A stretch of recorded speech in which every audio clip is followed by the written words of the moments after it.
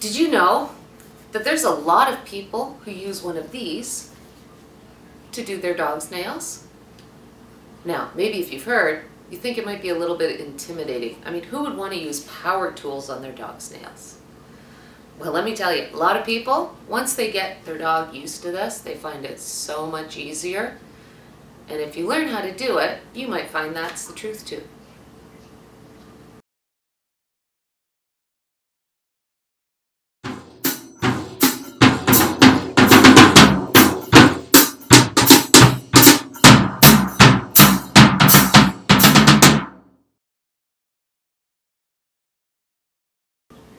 Teaching your dog to like having their nails dremeled can seem intimidating, almost scary. Right, Kip? Yeah, you don't look too scared. I think it's because it's a power tool. So right away we sort of feel a little bit nervous about it. The thing with the Dremel is it does take quite a few steps. And I think that's the other thing that's intimidating. But good dog training splits things into many tiny steps. So even though it might seem easier to do something like the 3 easy steps to teaching your dog to do something, oftentimes the better, faster, easier way is when you have 20 steps, because the steps are so tiny, your dog's progressing quickly and easily, and nobody feels intimidated. And if you're going to be working, it makes you less intimidated as well, because you're only doing little tiny changes along each step of the way. So anyway, a lot of steps to this, so let's get started and get right into the meat of it and teach dogs to like the Dremel drill. And the first step, if we're going to do it, is to teach them to like the drill. Because why would he like a drill? Makes no sense otherwise. So we got to teach it. How do we teach a dog to like nail clippers, or a Dremel drill in this case? Well, I've talked about in other videos that it's as simple as teaching a cat to like a can opener. And it's so cliche. I mean, everyone knows how to do it. You run a can opener, you plop the food in the bowl, you feed the cat. And before long, the cat starts coming in running all happy when they hear a can opener. I need to do the same thing with my dog if I want him to learn to like seeing the Dremel. At least that's the first step, seeing.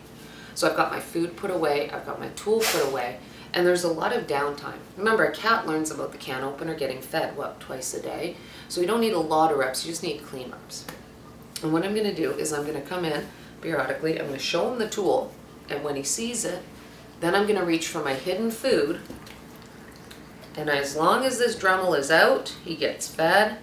High value food. Dremel goes away, and so does the food. Let me take a break. Nice long break. In our long breaks, what I want to do is I want to make sure that it's the Dremel that's actually taking on the meaning. So what I like to do during the breaks every so often is I like to reach in for the tool, but not bring it out. And I want a dog to kind of not react when I do that, because it tells me that he's like, yeah, it's not the reaching. It's all about the tool. So I bring out the tool, and then I bring out my food, pay, pay, pay, pay, tool goes away, so is the food. Cat in a can opener. That's step number 1. And you would continue with this step until you get the cat in the can opener response out of the dog. So you know the cat is all excited running to the bowl if they hear a can opener, even if they don't smell food, even if it's maybe you're opening a can of soup, but they're just, yes, it's a can opener. I need that out of him. So let's test it. I bring this out, and if I don't pay, he's going to start getting a little pestering with me. And that's exactly what I want to see. Like the cat with the can openers ripping up and down your legs, kind of going, hey, feed me, feed me. Same thing.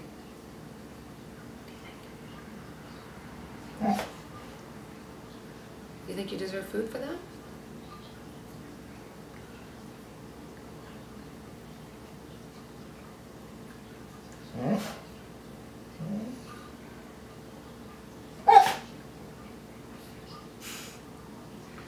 Little pestering. That's what I want. You've successfully taught your dog to like the sight of the Dremel. Step number 2 is to teach them to like the sound of the Dremel. We're still doing the cat in the can opener thing. Actually, it's probably more like the cat in the can opener because, well, it's a sound. I do have 2 important safety considerations. Number 1, your dog can hear this Dremel from a distance. Don't turn it on and feel the need to go next to his ear. That's a recipe for a lot of fear. I know Icarus is doing something behind me and I don't know what it is. I'm sure it'll take everybody's attention off what I'm saying. The second thing is dogs like to touch things that they have a positive association towards. So if I hold this out and it is on and he goes to touch it because he loves to see it and hear it, I don't want him grinding his nose on this. So for the next few steps, you're going to turn the back end towards the dog as you're working. Don't grind your wrist, right? So make sure, safety first, that goes towards the dog. And then we're going to do the cat and the can opener. I'm going to turn it on to low, and when it's running, reach for my food that was hidden. And then I'm going to turn it off, and another long break. Just like that. You work your way up until he likes the sound, all the way up to high. And I would know if he likes that sound, because if I were to turn on the Dremel, he would come running from anywhere in the house because he loves to hear it. Kind of like a cat would bust through walls to get to their food bowl if they already can opener. And when you get to that point, you go on to the next step. Next step. Turn the Dremel off. It's important that you know that you can get your dog to stay still and be good with being touched by the Dremel, and they need to hold still for at least 5 seconds. So happy and still. If you turn the Dremel on at this point, the tool's going to vibrate. And remember, this is their first experience with this sensation. So what I'm going to start off with is, and I'm not so concerned about the food being out of the way at this point, is I'm going to start off by finding whatever part of my dog's body is the least sensitive to touch. So you know that spot where your dog kind of goes, ooh, that's the spot, that feels good. Okay, so for Kip, he really likes back here, right back here. Okay, so I'm going to take the tool, and I come in, I'm going to touch him with it, and pay. So basically it's like the 1/8 of a second touch. Nothing to be scared of. I mean, it's off. And I'm going to come in and touch him. And then I'm going to build up 1 Mississippi, yes. 1 Mississippi, yes. And if he's doing fine, I want to make sure I can kind of move different places, yes.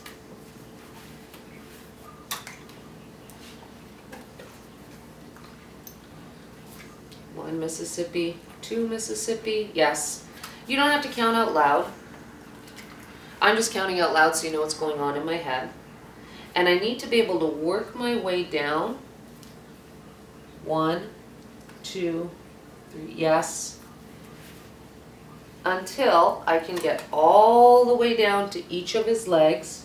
1, 2, 3, 4, 5, yes. And I'm creating the steady part of all my nail trims. Because if you have a dog that's not steady, this is really hard to cut. And you're going to get to the point where you get to his paws. 1, 2, 3, 4, 5, yes. And you're going to do both of them and the back.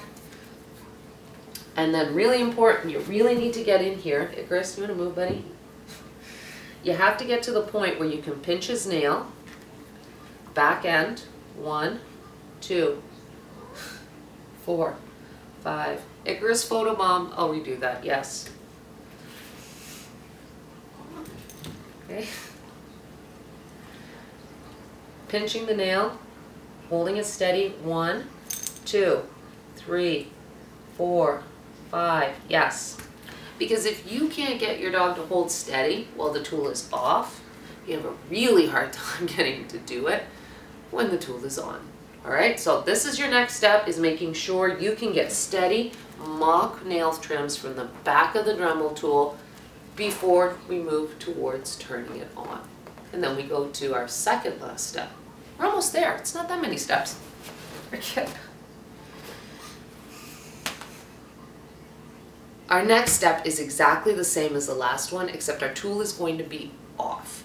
And we're still working with the back end of the Dremel, so there's still no grinding. Even if you can get 5 seconds on your dog's paws, go back to a nanosecond on the easy spot of their body. Work your way back down towards 5 seconds and having them build that trust up. Because once you break that trust, you have a lot of work getting it back. So it's better off going slow and steady. You want to teach them, I guess, the way I kind of think of it is, if this were not a Dremel and it was one of those hand massagers that you get at the pharmacies, the battery powered ones, if I was trying to convince them that this actually feels good, that's kind of what I'm trying to do. So I'm going to start by turning this on to low, and I'm going to make sure I aim in a way that's not going to get him. So 1, yes. Sorry, I'm going to aim in a way where he's not going to touch anything that's going to hurt him. So I touch him, okay.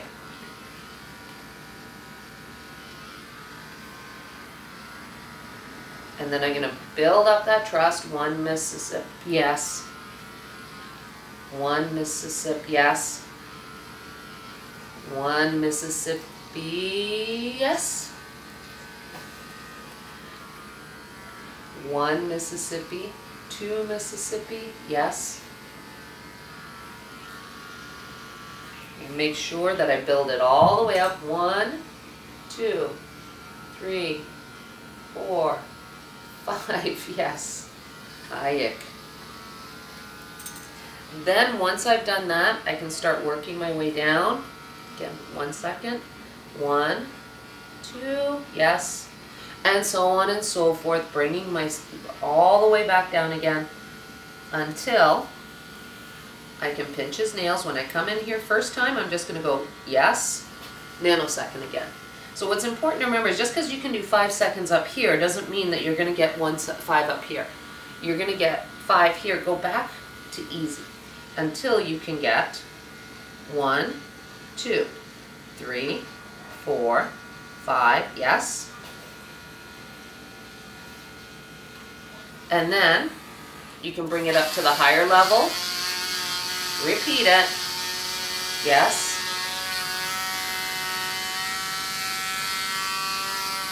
Work your way down until 1, 2, 3, 4, 5. Yes.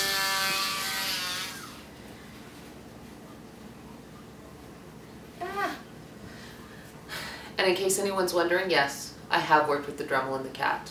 He kind of likes the Dremel too.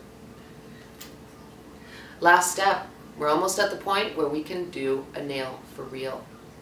Yeah, that wasn't too bad, was it? That brings us to our first nail Dremel. We're going to do the first nail. Before we do that, I want to point out that a lot of people have dogs that aren't fighting because of this. They're fighting because people try to grab their dog's legs and pull up on it so they could see. Or they're pulling out sideways because they're trying to really get a close look at the nail and they don't realize how hard they're pulling or what angle they're pulling on their dog's shoulder. You can either come in close to the ground, you can teach your dog to lie sideways, so this makes it a little easier, but still don't yank your dog's leg up. Or you can get them up on a sofa or an ottoman so their feet are up at eye level so you don't have to yank on them. So make sure that what you think is a nail trimming issue might actually be a leg yanking issue.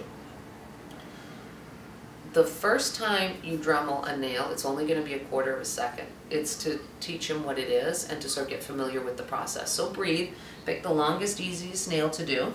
Right? So you come in, make sure they're relaxed. And this is what it should look like. Yes.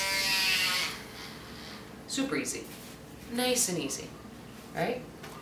As he gets better and more used to it, you build that up to 3 seconds.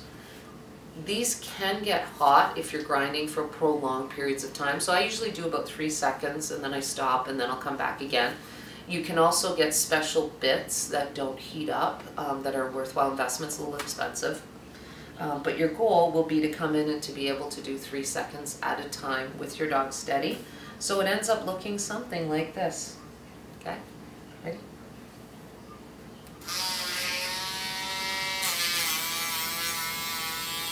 Yes.